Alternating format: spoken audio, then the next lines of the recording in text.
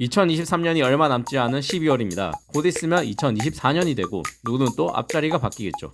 여러분, 양생이란 말이 무슨 말인지 아시나요? 양생이란 병에 걸리지 아니하도록 건강 관리를 잘하여 오래 살기를 꾀함 이라고 표준 국어 대사전에 쓰여 있습니다. 양생하겠다 하면 잘 쉬고 잘 자는 것을 생각합니다. 물론 그것도 맞는 말이지만 양생의 기본은 식사, 수면, 운동 세 가지로 나뉠 수 있습니다. 특히 30대 이후에 살찌지 않는 몸을 만들기 위한 양생에서는 이 세 가지가 절대적입니다. 식사, 수면, 운동이라니 너무 이론적이고 당연한 말만 하는 것 같죠? 네, 맞습니다. 그런데 한번 생각해 볼게요. 30대가 되면 대사가 낮아져서 식사를 해도 몸이 다르게 반응합니다. 이전에 먹었던 음식이나 양은 동일한데 30대부터는 음식물이 온전히 소화되지 않아서 지방이 체내에 쌓이기 때문에 금세 살이 찌고 맙니다. 먹는 양을 줄인다 해도 금세 체중이 돌아오던 20대 시절처럼 쉽게 살도 빠지지 않아요. 몸을 움직이지 않고 음식만 조절해서 살을 빼려고 하면 오히려 배 주위와 하반신 지방 그대로 붙어있고 여자분들은 가슴 지방만 줄어들어서 가슴이 작아질 수도 있습니다. 이래서는 힘들게 먹는 걸 줄였는데도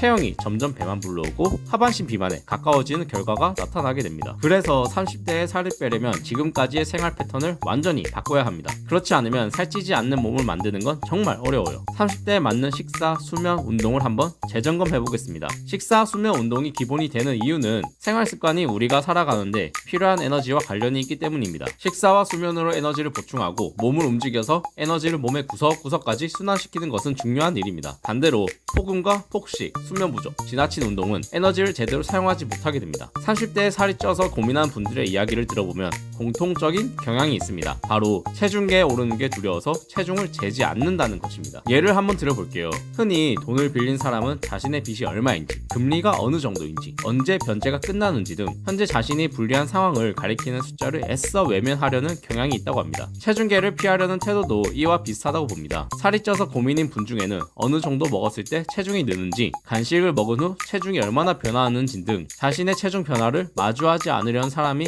꽤 많습니다. 하지만 이래서는 대사 기능이 떨어지는 30대 이후에 내 몸의 변화를 파악할 수 없습니다. 체중계를 멀리하는 사람은 매일 취침 전과 기상 후에 과감하게 체중계에 올라가 보세요. 아침에 일어나 따뜻한 물 한 잔이나 상온의 물을 마신 뒤에 배변을 보고 체중계에 오르세요. 만약에 전날 밤에 쟀을 때보다 체중이 늘었다면 전날 저녁은 과식한 겁니다. 그렇지만 아침에 체중이 늘었다는 사실을 확인한다고 해서 스트레스는 받지 마세요. 그냥 그날 하루는 자연스럽게 음식에 신경 쓰면서 식사량을 조절하거나 조금 더 움직이면 됩니다. 즉 매일 체중 변화를 확인하면은 그날의 식사량이나 낮 동안의 활동들을 조금 더 무의식 중에 조절하게 되고 결과적으로는 살찌지 않는 몸을 만든다는 습관이 몸에 배게 됩니다. 어느 정도의 양을 먹을 때 몸무게가 오르는지 혹은 빠지는지 스스로 체중 변화의 패턴을 파악할 수 있으면은 그 후에는 하루에 한 번만 체중계에 올라가도 충분합니다. 그리고 30대 이후의 여성이라면 월경 주기에 따른 체중 변화에도 주의하셔야 합니다. 월경 전에는 여성 호르몬 중 황체 호르몬이 증가하여 과식하거나 몸이 쉽게 붓습니다. 따라서 월경 전에는 과식을 주의해야 하지만